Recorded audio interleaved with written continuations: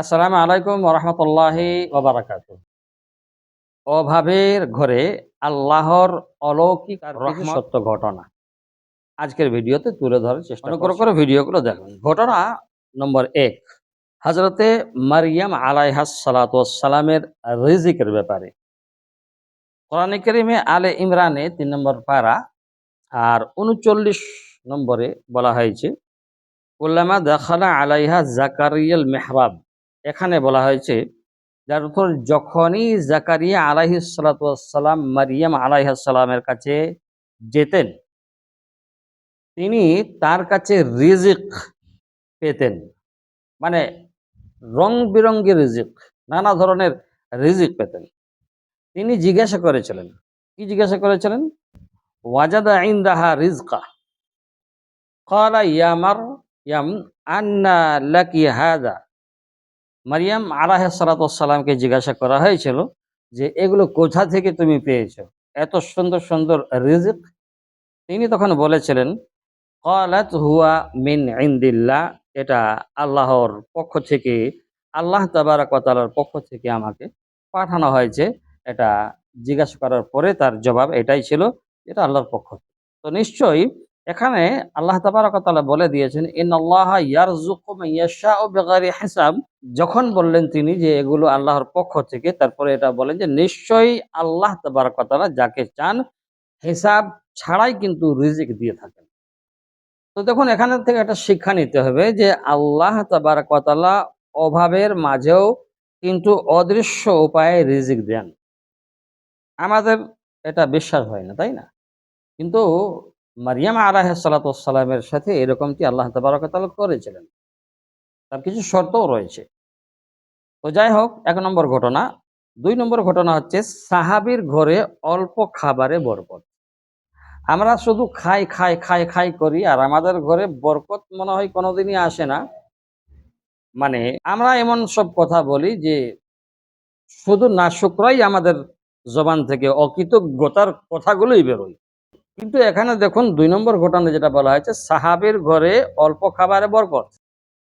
আপনার ঘরে কি কখনো এরকম হয়েছে? যদি আপনার ঘরে কখনো এরকম হয়েছে তাহলে কমেন্ট বক্সে জানাবেন। দেখুন, সাহিহুল বুখারীতে ৩৭৯৮ নম্বর হাদিসে এক সাহাবীর ঘটনা এসেছে যে অভাবের ঘরেও কিন্তু আল্লাহ তাবারক ওয়া তাআলা অল্প খাবারে বরকত দিয়ে থাকেন। তো এক সাহাবীর ঘরে অল্প খাবার ছিল। রাসূলুল্লাহ সাল্লাল্লাহু আলাইহি ওয়াসাল্লাম তিনি দোয়া করলেন অল্প খাবার অনেকের জন্য যথেষ্ট হয়ে যায়। তো এটা শিক্ষা আমাদের দিচ্ছে যে দোয়া ও বরকত কিন্তু অভাবকে প্রাচুর্য রূপ দেয়। এটা আমাদের বিশ্বাস করতে হবে। যার বিশ্বাস নাই তার ঠাঁই নাই, তাই না? তো বিশ্বাস করতে হবে, যেহেতু এটা সাহাবা রাদিয়াল্লাহু আনহুমদের ঘটনা, আর এটা সত্য ঘটনা। আপনার জেগে বুখারী শরীফের হাদিস ৩৭৯৮। ৩ নম্বর আমরা যে ঘটনাটা বলবো সেটা হলো ৩ ব্যক্তির গুহার ঘটনা।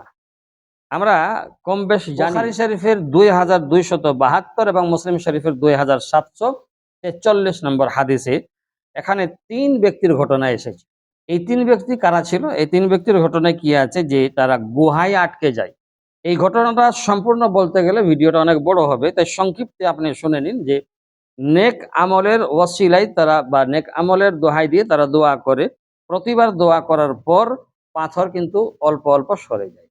গুহায় প্রবেশ করার পরে তার মুখটাতে একটা পাথর বসে গিয়েছিল, অটোমেটিকলি এসে করে।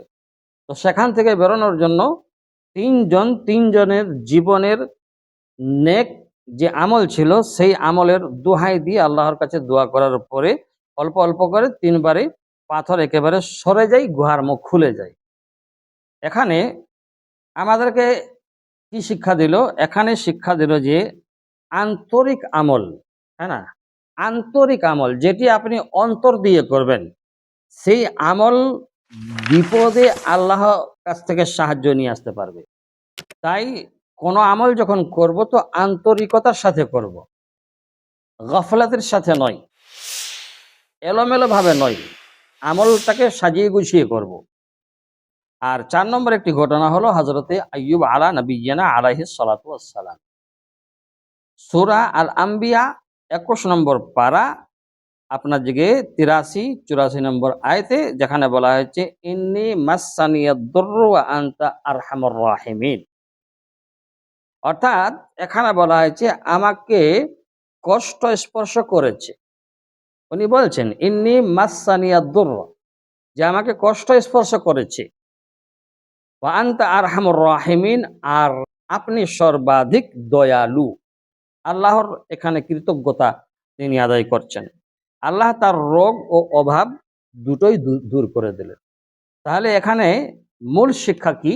যে মূল শিক্ষা হলো অভাব মানেই যে আল্লাহর দূরত্ব নয়, এটা আমাদের বোঝা দরকার। অভাব মানে যে আল্লাহর দূরত্ব এটা নয়। ধৈর্য, দোয়া, রহমতের দরজা, হ্যাঁ না? কখনো কখনো অভাব বড় নিয়ামতের শুরু কিন্তু হয়। অভাব আছে কিন্তু একটা বড় নিয়ামতের শুরুর দিক আপনি খুঁজে পান। তাই আমরা আজকের ভিডিওতে জানলাম যে আপনার ঘরে অভাব, তা মনে হচ্ছে দরজা বন্ধ, তাই না? হয়তো আল্লাহ এখনই আপনার জন্য এক অলৌকিক রহমত প্রস্তুত করছেন। তো সেই জন্য আল্লাহ তাবারক ওয়া তাআলার সর্বদা শুকরিয়া আদায় করা, কৃতজ্ঞতা আদায় করা, যতটুকু আছে সেইটার ব্যাপারে, হ্যাঁ না? তারপরে আল্লাহ তাআলা যদি নিজের ইচ্ছায় আরো দেয় বা আরো দেন, তো আরো কৃতজ্ঞতা আদায় করা বেশি বেশি করে। আর কৃতজ্ঞতার মূল হলো আল্লাহর কথাগুলো আপ্রাণ আন্তরিকতার সাথে মানা, তার উপরে চলা, এটাই হলো কৃতজ্ঞতা। তাই ভালো থাকবেন। ভিডিও ভালো লাগলে লাইক, কমেন্ট, শেয়ার করবেন। চ্যানেলে নতুন হয়ে থাকলে সাবস্ক্রাইব করে আমাদের সাথে থাকুন। আসসালামু আলাইকুম ওয়া রাহমাতুল্লাহি ওয়া বারাকাতুহু।